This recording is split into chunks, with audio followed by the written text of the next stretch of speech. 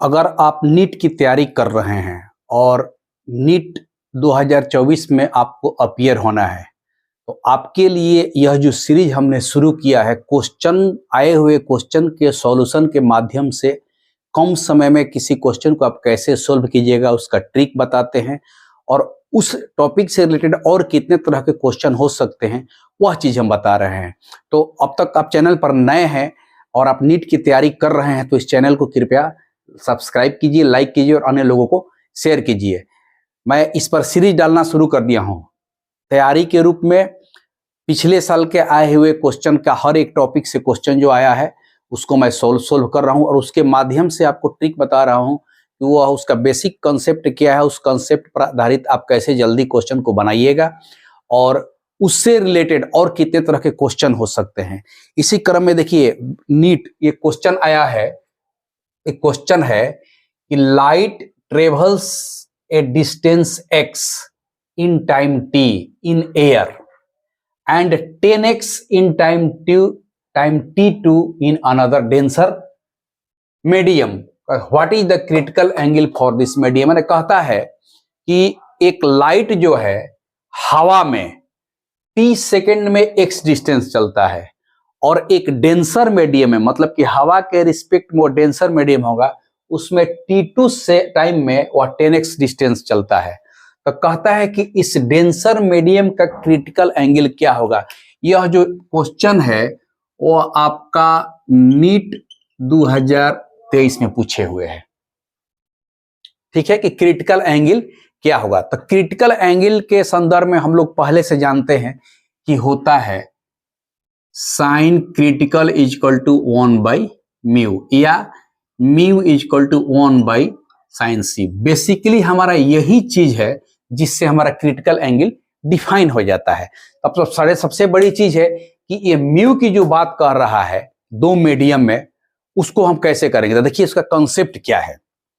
Concept क्या है कि लाइट ट्रेवल्स करता है जिसका सबसे फास्ट वेलोसिटी होता है वैक्यूम में, जहां पर और जैसे जैसे मीडियम डेंसर होते जाता है उसका स्पीड घटते जाता है। माने एक तरह से ऐसे समझिए सॉल्यूशन का कि जो स्पीड होता है वेलोसिटी वह इनवर्सली प्रोपोर्शनल टू म्यू होता है।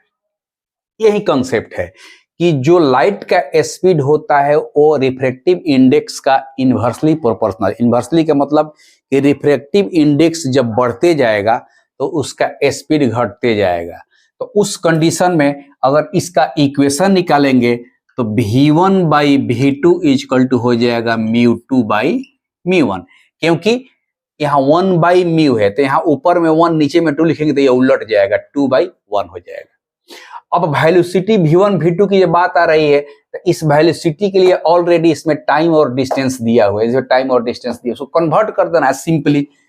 तो देखिए ये v1 यानी कि एयर में ले रहे हैं तो एयर में है डिस्टेंस x है, टाइम t है, तो जाहिर सी बात है कि डिस्टेंस बाय टाइम t1 और डिवाइडेड बाय इसमें डिस्टेंस 10x है मीडियम में और टाइम है t2 इक्वल टू μ2 मतलब डेंसर मीडियम को जो रिफ्रैक्टिव इंडेक्स है तो उसको म्यू छोड़ देते हैं। आई तो 1 होता ही है, क्योंकि हम लोग जानते हैं कि वैक्यूम या ड्राई एयर का जो मीडियम होता है उसका रिफ्रैक्टिव इंडेक्स 1 होता है, चाहे वो वैक्यूम हो तब और चाहे ड्राई एयर हो तब। तो उस कंडीशन में यह इक्वेशन कैसा बन गया, एकदम सिंपल इक्वेशन बन गया।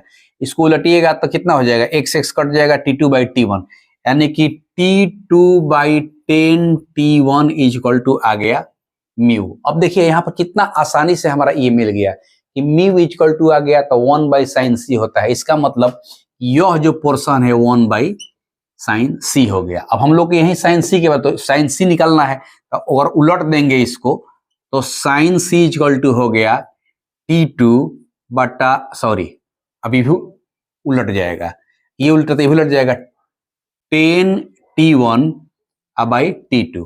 अब यहीं से c निकल जाएगा, यही क्रिटिकल एंड के बारे में पूछता है तो जब c निकलता है तब साइन उधर चल जाएगा तो साइन इनवर्स। अब जो बच गया यहाँ आया है tan t1/t2। अब ऑप्शन में हमको देखना है कि यह ऑप्शन कहां पर दिया हुआ है। तो देखिए ऑप्शन में पहले देख लीजिए sine inverse 10 T1/T2, sine inverse 10 T1/T2, यह आंसर सी हो गया। तो यह कितना इजी वे में बना, तो इसका कंसेप्ट कहां छुपा हुआ था? आपको तो मालूम है कि क्रिटिकल एंगल का रिलेशन सीधा सीधी उसके रिफ्रैक्टिव इंडेक्स, मीडियम के रिफ्रैक्टिव इंडेक्स से होता है, लेकिन उस मीडियम के रिफ्रैक्टिव इंडेक्स को आप इस क्वेश्चन से कैसे रिलेट कीजिएगा, उसका कंसेप्ट यहां छुपा हुआ है कि जो वैल्यू Ct है वह रिफ्रैक्टिव इंडेक्स के इनवर्सली प्रोपोर्शनल में होता है। तो जाहिर सी बात है कि जब V1/V2 लिखेंगे तो इनवर्सली रिलेशन हो जाएगा μ2/μ1। अब V1/V2 के लिए चूंकि डायरेक्ट वेलोसिटी नहीं दे करके डिस्टेंस और टाइम दे दिया, तो सीधा सीधा डिस्टेंस बाई टाइम से वेलोसिटी निकल जाएगा, सिंपल चीज हो गया। और उसी से आपको यहाँ रख दिए तो आपका म्यू निकल गया, वही μ1/sin c हो गया। sin c चूंकि निकालना है तो उसको उलट दिए थे, भी उलट गया, c का वैल्यू sin इनवर्स 10 T। मतलब कि अगर इसको आप कॉन्सेप्ट पर आधारित बनाइएगा तो कैलकुलेशन भी कीजिएगा तो हमको लगता है कि मुश्किल से 20 से 30 सेकेंड में, अगर आपका मॉडल सेट का प्रैक्टिस है तब। इसलिए कहते हैं कि कभी कभी होता क्या है कि कॉन्सेप्ट दिमाग में रहते हुए भी कैलकुलेशन ज्यादा लंबा इसलिए चल जाता है कि हम लोग मॉडल सेट का प्रैक्टिस कम किए रहते हैं। इसलिए कोई भी कंपटीशन हो, अगर आपका पूरा का पूरा सिलेबस कवर है और आपने एक भी मॉडल सेट नहीं बनाया तो परीक्षा में आपको 60 से 70% से ज्यादा क्वेश्चन आप नहीं बना पाएंगे लिमिटेड टाइम में।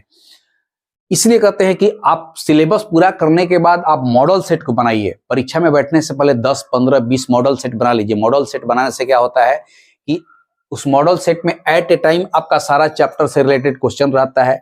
आपका ब्रेन जो है उसमें सर्कुलेट होते रहता है कि इसमें आएगा तो कैसे क्वेश्चन बनेगा, इसमें आएगा तो कैसा क्वेश्चन बनेगा।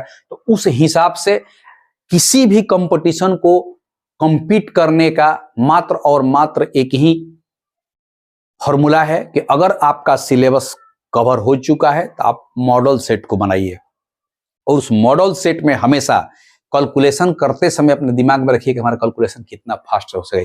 अब इसी क्वेश्चन को बनाने में कॉन्सेप्ट यहां छुपा था और बना इस फॉर्मूला से। अगर डायरेक्ट म्यू दे दिया रहता तो हम सीधे निकाल देते, लेकिन डायरेक्ट तो दिया नहीं है, इसलिए हमको यहां पर निकालना पड़ा। तो इस तरह से ये जो हमारा म्यू का फंक्शन निकालना पड़ा कि हमारा म्यू क्या होगा, तब जाकर के क्रिटिकल एंगल में कन्वर्ट किए। अगर डायरेक्ट म्यू दे देता तो ये आपको इतना आसान क्वेश्चन नहीं देगा, थोड़ा सा ट्विस्ट करके कि आप म्यू को ज्ञात कीजिए। तो म्यू को हमने वेलोसिटी के रिस्पेक्ट में ज्ञात कर लिया, और वेलोसिटी किसमें कन्वर्ट हो गया, डिस्टेंस बाय टाइम में। तो टाइम के फंक्शन में म्यू आ गया, उसको यहाँ रख दिया, आंसर निकल गया। तो इस तरह से कॉन्सेप्ट पर आधारित जितना भी नीट में क्वेश्चन आता है, खास करके फिजिक्स में, वह बिल्कुल बेसिक कंसेप्ट पर आधारित रहता है। अब उस कंसेप्ट के आधार पर आपने कितना मॉडल सेट बनाया और उस कंसेप्ट को किस रूप में उस क्वेश्चन में अप्लाई किया, वह आप पर निर्भर करता है आप कैसे कीजिएगा। और वही चीज करने के लिए मैं ये सीरीज शुरू किया हूं। अब ये क्वेश्चन बनाने का मतलब ये नहीं हुआ कि एक क्वेश्चन आया है हमने हल कर दिया आप देख लिया, नहीं। आप सोचिए कि हमारा जो बेसिक रिलेशन है क्रिटिकल एंगल और रिफ्रैक्टिव इंडेक्स का, उसका इस क्वेश्चन से कैसे रिलेशन है। तो जाहिर सी बात है कि डिस्टेंस और टाइम दिया है और हमारा बेसिक फार्मूला है कि वेलोसिटी जो होता है रिफ्रैक्टिव इंडेक्स के इनवर्सली प्रोपोर्शनल, यही से वो फार्मूला आया हुआ है। तो इस प्रकार अगला क्वेश्चन भी हम लेकर के आएंगे, और इस कंसेप्ट के आधार पर अब तक चैनल को सब्सक्राइब नहीं किए हैं और आप मिनट में बैठने वाले हैं तो आप निश्चित रूप से इस चैनल को सब्सक्राइब कर लीजिए। नमस्कार।